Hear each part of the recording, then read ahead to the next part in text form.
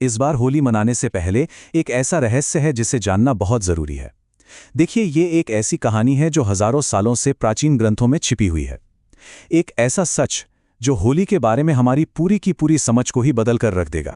तो आज हम सब मिलकर होली के पीछे की उस भूली बिसरी कहानी को सामने लाएंगे।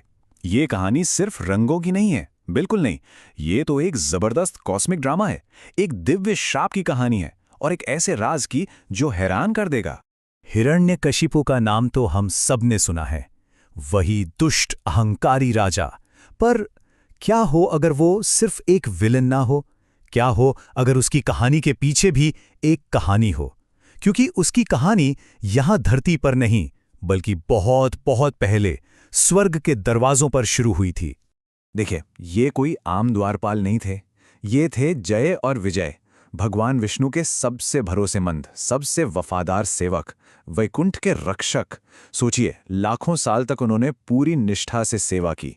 पर फिर बस एक दिन, एक छोटी सी लेकिन बहुत बड़ी गलती, और सब कुछ बदल गया। हुआ यूं कि 4 महान ऋषि, जो देखने में तो बच्चों जैसे थे, भगवान विष्णु से मिलने आए। अब जय और विजय उनकी दिव्यता को पहचान नहीं पाए और उन्होंने ऋषियों को दरवाजे पर ही रोक दिया। बस इसी एक भूल ने, इसी अहंकार ने एक भयंकर शाप को जन्म दिया।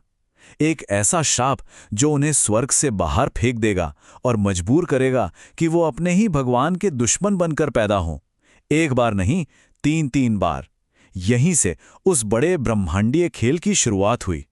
तो श्राप मिल चुका था, उन्हें स्वर्ग से निकाल दिया गया था, और अब शुरू होता है उनका दूसरा जीवन, एक ताकतवर असुर राजा के रूप में। मन में सिर्फ एक ही चीज थी, बदला। और उस बदले को पूरा करने के लिए एक ही लक्ष्य था, अमर हो जाना, अजेय बन जाना। नहीं, ये सिर्फ ताकत या राजपाट का लालच नहीं था। मामला बहुत पर्सनल था, बहुत गहरा।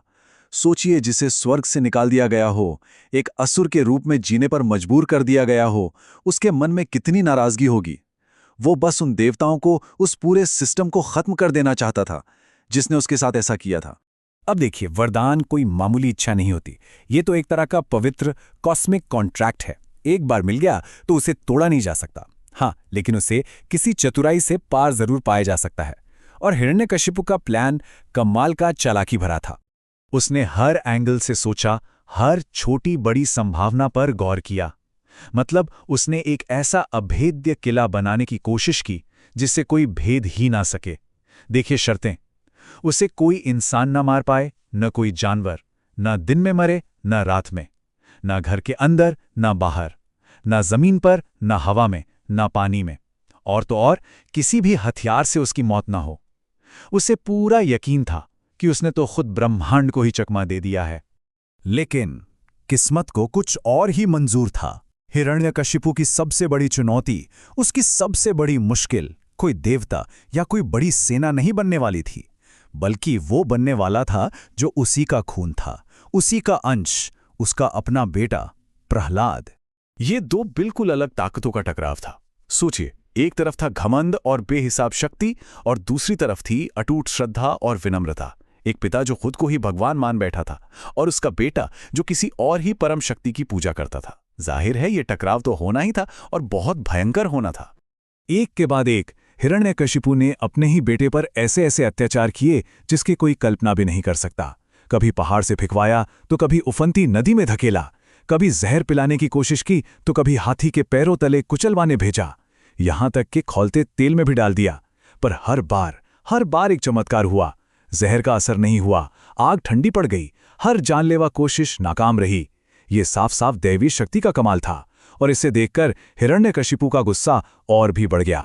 अब हिरण्यकशिपु पूरी तरह से हताश हो चुका था, तो उसने अपनी आखिरी चाल चली। उसकी एक बहन थी, होलिका, जिसके पास एक जादुई शॉल थी, एक ऐसा कपड़ा जिसे पहनकर आग भी उसे जला नहीं सकती थी। प्लान बहुत सीधा और शैतानी था। होलिका प्रहलाद को अपनी गोद में लेकर एक बड़ी सी चिता पर बैठ जाएगी।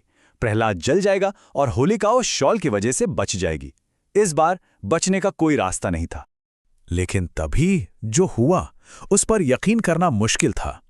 अचानक एक तेज हवा का झोंका आया और वो जादुई शॉल होलिका के ऊपर से उड़कर सीधा प्रहलाद के ऊपर आ गई। सोचिए, जिस वरदान का इस्तेमाल एक मासूम को मारने के लिए हो रहा था, उसी वरदान ने उस मासूम की रक्षा की। और होलिका अब बिना किसी सुरक्षा के उसी आग में जलकर राख हो गई जो उसने किसी और के लिए जलाई थी। ये एक बहुत बड़ा संकेत है कि बुराई आखिरकार खुद को ही खत्म कर देती है। बेटे को मार नहीं सका, बहन भी जलकर मर गई। हिरण्यकशिपु अब गुस्से और हताशा में जैसे पागल हो गया था। उसे समझ आ गया था कि उसका अमर होना सिर्फ एक वहम था, और अब कहानी अपने क्लाइमैक्स पर पहुंच रही है, एक ऐसे मोड़ पर जहां उस चालाकी से लिए गए वरदान की एक शानदार काट मिलेगी। ये उसके अहंकार का आखिरी प्रदर्शन था। दरबार में लगे एक खंभे की तरफ इशारा करके उसने प्रहलाद से पूछा, कहाँ है तुम्हारा विष्णु? अगर वो हर जगह है तो क्या इस खंभे में भी है? बुलाओ उसे। उसने सबूत मांगा था, और अब ब्रह्मांड उसे जवाब देने वाला था। और जवाब मिला। एक जोरदार धमाके के साथ वो खंभा फट गया, और उसमें से एक ऐसा रूप प्रकट हुआ जिसे आज तक किसी ने नहीं देखा था। नरसिंह, आधा शरीर इंसान का और आधा शेर का, न पूरी तरह से इंसान न पूरी तरह से जानवर। एक ऐसा अवतार जो खास तौर पर हिरण्यकशिपु के उस फुल प्रूफ वरदान को तोड़ने के लिए ही बना था। और फिर देखिए कैसे उसकी हर एक शर्त, जिसे उसने बड़े ध्यान से अपनी अमरता के लिए बनाया था, एक एक करके तोड़ी गई। वरदान था कि न इंसान मारे न जानवर, तो उसे मारा आधे इंसान आधे शेर ने। न दिन में न रात में, तो उसे मारा गया गोधूली बेला में, यानी शाम के वक्त। न घर के अंदर न बाहर, तो उसे चौखट पर मारा गया। न जमीन पर न हवा में, तो उसे अपनी गोद में रखकर मारा गया। और आखिरी शर्त कि किसी हथियार से ना मरे, तो उसे अपने तेज नाखूनों से मारा गया। ये ब्रह्मांड का सबसे सटीक न्याय था। लेकिन रुकिए, कहानी अभी खत्म नहीं हुई है, क्योंकि हिरण्यकशिपु की मौत सिर्फ एक अंत नहीं थी, बल्कि ये तो एक नई शुरुआत थी। कहानी का सबसे गहरा, सबसे बड़ा राज तो अब सामने आने वाला है। याद है वो श्राप जो कहानी की शुरुआत में जय और विजय को मिला था, कि उन्हें 3 जन्मों तक अपने ही प्रभु के दुश्मन बनकर जीना होगा। ये हिरण्यकशिपु का दूसरा जन्म था। तो नरसिंह का ये रूप उसे सजा देने के लिए नहीं, बल्कि उसे मुक्ति देने के लिए था। हिरण्यकशिपु को मारकर भगवान विष्णु असल में अपने ही प्यारे भटके हुए सेवक विजय को वापस घर ला रहे थे। मतलब ये जो पूरी घटना हुई, ये एक बहुत बड़ी कॉस्मिक यात्रा का सिर्फ एक हिस्सा थी। ये लड़ाई से कहीं ज्यादा थी। ये तो एक आत्मा को पवित्र करने की, उसे उसके श्राप से आज़ाद करने की, और आखिर में उसे वापस उसके दिव्य घर तक पहुंचाने की एक लंबी प्रक्रिया थी। और यही इस पूरी कहानी का असली सार है। ये कहानी हमें अच्छे और बुरे की सीधी साधी परिभाषाओं से आगे देखने पर मजबूर करती है।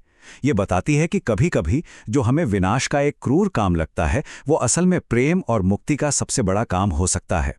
तो अगली बार जब होली का त्योहार आए, तो सिर्फ रंगों और जश्न से आगे भी सोचिएगा। याद रखेगा इस कहानी को, जो बुराई पर अच्छाई की जीत के साथ साथ भक्ति की शक्ति और इस गहरे विचार के बारे में है कि मुक्ति कभी-कभी बहुत ही अप्रत्याशित तरीकों से मिलती है। सोचने वाली बात है ना, कि क्या विनाश का कोई काम प्रेम का भी काम हो सकता है?